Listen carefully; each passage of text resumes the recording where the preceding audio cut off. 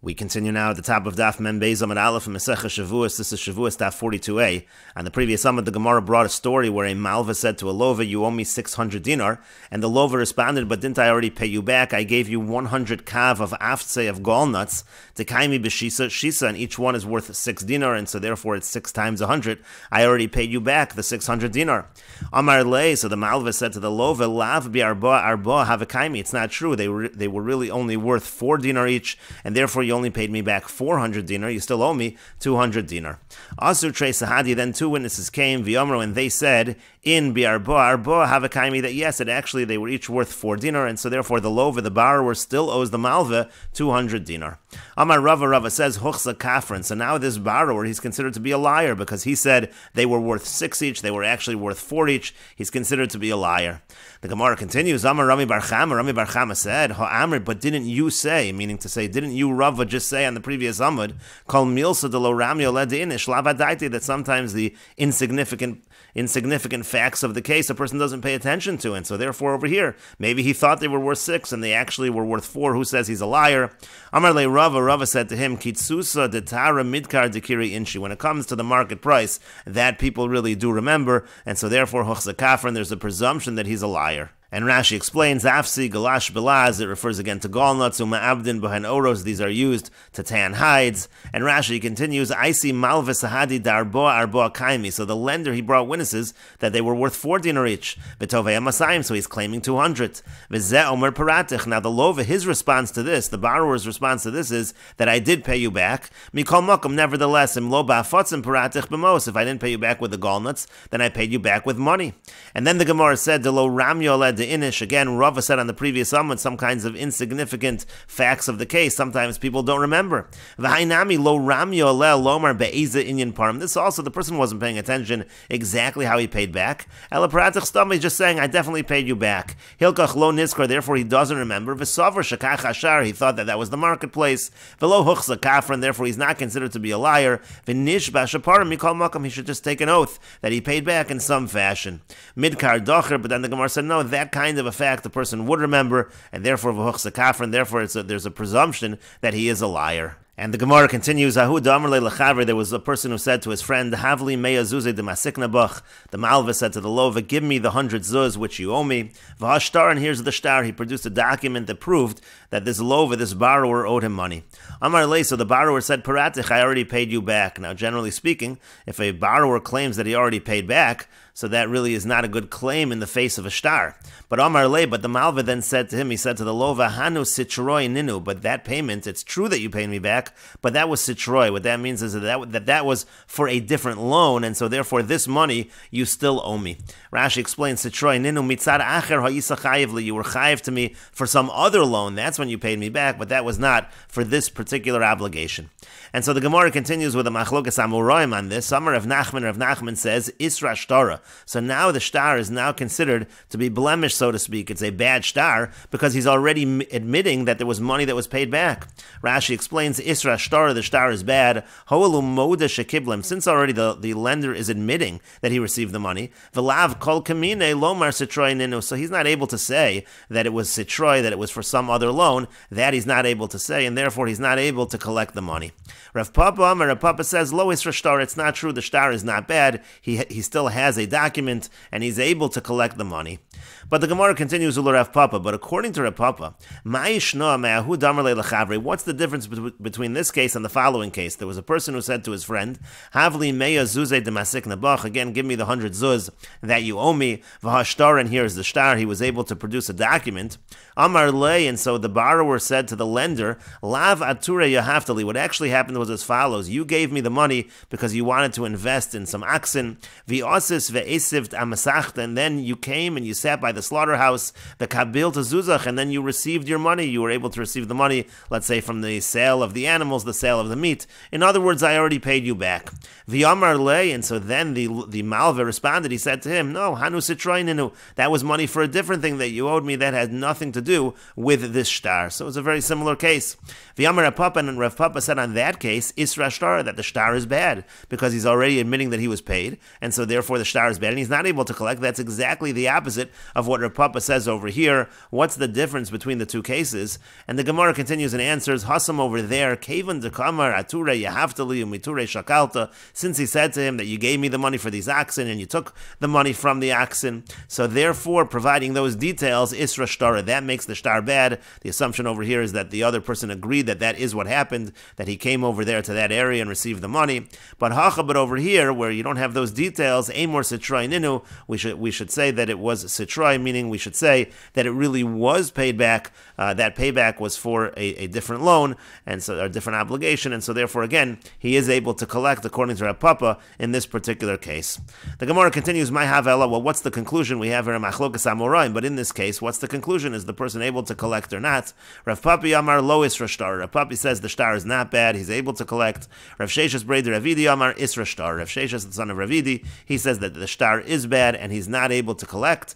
V'hilchasa Isra Shtar, and the halacha is that the shtar is bad, he's not able to collect. But the Gemara says, V'hani mili depare ba'ape sahadi v'lo idkar le shtar. Now that's only true if when the person paid back, it was in front of witnesses and the shtar wasn't mentioned. So now there can be no possible denial that some money was paid from the borrower to the lender. Aval pare bein didei ledidei. But let's say the claim over here is that the payment was made between just themselves. It was made privately. So then actually the lender has a better argument. Migo diyachol meimar lo hayu dvar meolam. Since the lender really could say that it never happened, you never paid me back. He has that migo. He could have made that claim. So therefore, yachol nami lemeimar sitroy ninu. So he actually is able to say sitroy. He is able to say that it was payment for a different obligation. It's similar to the story with Avime Breder Rabbi Avo, had a similar case in Meseches Ksubis. And Rashi explains, Lava Ture Yahaftli, didn't you give me the money for the oxen? What that means is Liknos Mehen Shvarma. I was supposed to use that money to buy oxen, Lashchita, to slaughter them, Lemechzis Schar, and then we were going to split the profit. And then Amsachta Mokum Shemekatzvin Habasar Mochin, the place where they cut up the meat and they sell, that's where you came, and that's where I actually paid you back.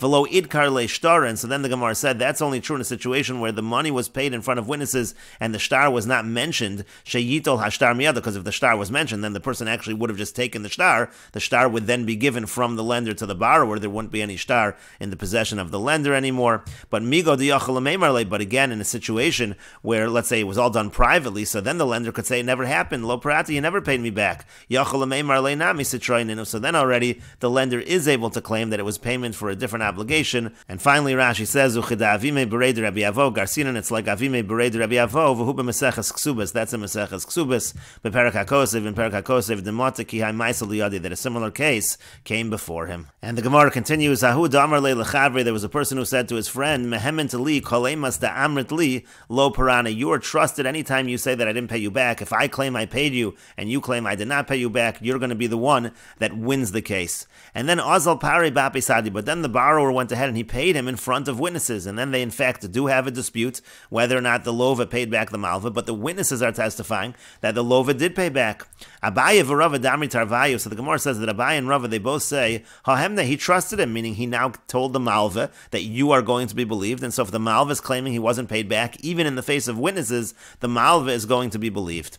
But the Gemara continues, Maskefla Rapapa asks on this, Nihi dehemne tzfei minafshe. Granted that what he was saying was that you're going to be believed over me. You, the malva, will be believed over me, the lova. But tzfei misahadi mihemne, did he really trust him over witnesses? Certainly the intention over here is that against witnesses, the witnesses would be the ones that would be believed, and therefore if the witnesses testify the borrower paid back, the borrower would not have to pay. And the Gemara continues, there was a person who said to his friend, you're trusted to me like two witnesses, meaning to say if there were two witnesses that say I paid you back, but you say I did not pay you back, then we're going to follow what you, the malva, say. As long as you say that it wasn't paid, we're going to trust that it was not paid. And so then the borrower went ahead and he paid him back in front of three people. Instead of in front of two people, it was three people. So now he said that you're going to be more trusted than two people, but is he more trusted than three people? Amar Rav Papa says, Kivei Trei Hemna, he trusted him like two. Kivei Talasa Lo Hemna, he didn't trust him like three, and so therefore we would follow those three people. If the three people say the money was paid back, we assume it was paid back. Amar Le Rav Huna Breder Rav Yoshua Rav Papa, Rav Huna the son of Rav Yoshua said to Rav Papa, Amor da Amri Rabbanan Dazlinan Basarov Deas. We understand that the Rabbanan say you should follow the majority. Let's say you have have 3 against 2, whatever it is. That's true in a situation, let's say you're trying, for example, to estimate the value of something. The more people you have, the more expert opinion you have. It makes sense in a situation like that, for example, to say that you follow the majority, so 3 can be better than 2.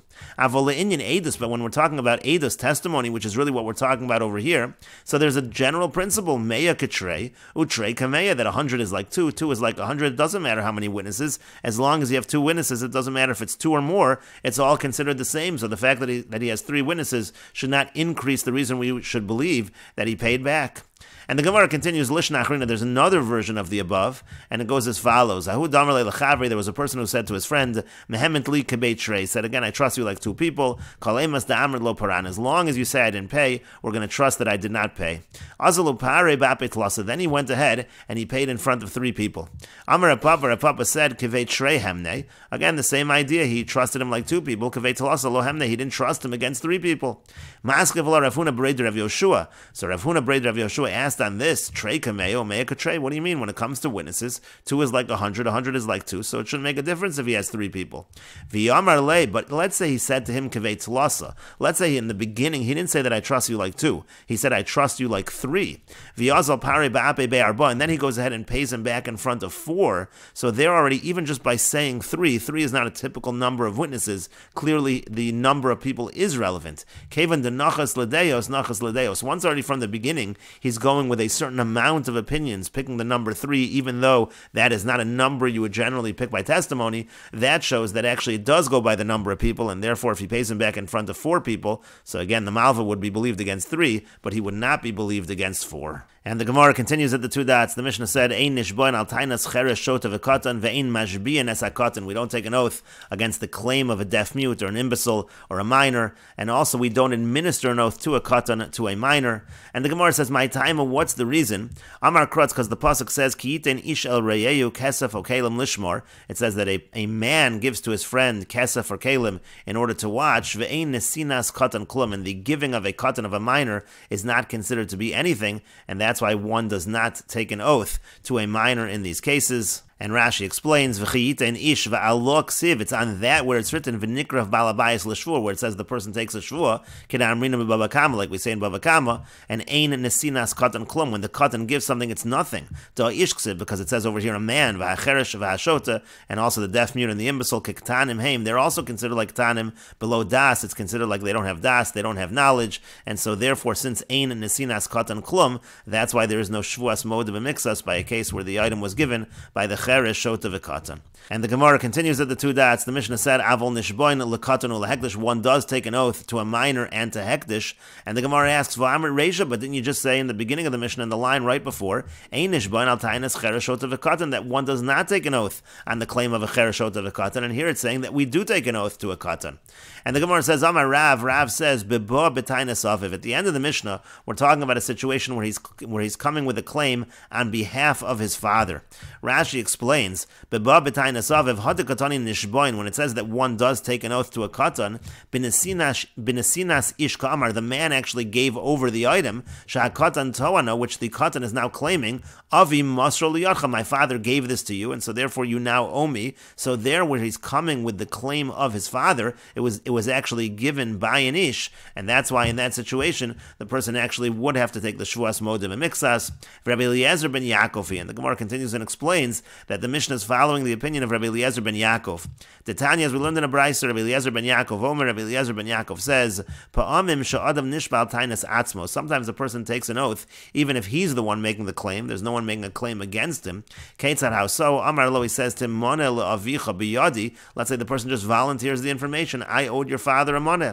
V'achaltiv pras, and I paid him half. So he's like a moed of a mixas. Hareza nishba, so he does take an oath. V'zeu shenishbal tainas atzmo. This is a case where a person takes an oath on his own claim.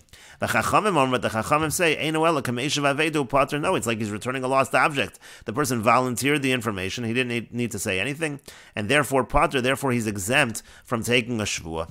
And Rashi explains, "V'hachaltiv pras v'echzarti lo chetzi." Again, I returned half to him. V'chetzi biyadi, and I have half. Chayiv lishav al ashari, has to swear on the rest. V'katan haba b'tainas aviv. And so the point of the Gemara is, if a minor comes and makes a claim on behalf of his father, lo gara me'tainas atzmo dacha. That's certainly no worse than the person just volunteering the information like we have in this case. And that's why, again, the Mishnah is following the opinion of Rabbi Eliezer ben Yaakov. But the Gemara continues, Rabbi Eliezer ben Yaakov lesle meshav aveda pater, but it can't be that Rabbi Eliezer ben Yaakov is saying that the person is totally volunteering the information and he's chayiv. Rabbi Eliezer ben Yaakov doesn't hold of the idea of meshav aveda's pater. And so the Gemara continues and says, actually it's as follows. Amar Rav says, b'shatan o katan. Actually, the case in this brisa really is where a minor is the one that's making the claim. Rashi says, b'tan o katan yasom katan tovei, an orphan who's a minor, he's the one making the claim. But the Gemara continues, one second, katan is a minor. But again, we already said that you don't take a shvuah on the claim of a cher shota v'katan. And so instead the Gemara says, liolam gadol. Actually, we're talking about where the orphan is an adult. But why are they calling him a katan, a minor? Because with regards to the business matters of his father, he's a katan, he's like a minor. He doesn't really know what's going on with his father's business matters. That's why we refer to him over here as a katan. But the Gemara continues, if so, tainas atzmo. So then that still doesn't really explain the brisa. Why is that tainas atzmo? Tainas atzmo sounds like his own claim, as if the person is just volunteering the information. Tainas acherimi. This is a claim that's made against him by others. Here you have an adult who's an adult heir of the person that was owed the money, and he's making a claim. That's tainas acherim. The Gemara says to that, no, tainas acherim v'hodas atzmo. It's a case where others are making the claim, but then he's admitting. And we will continue with this discussion in the next video on Daf Mem Beis Amud Beis.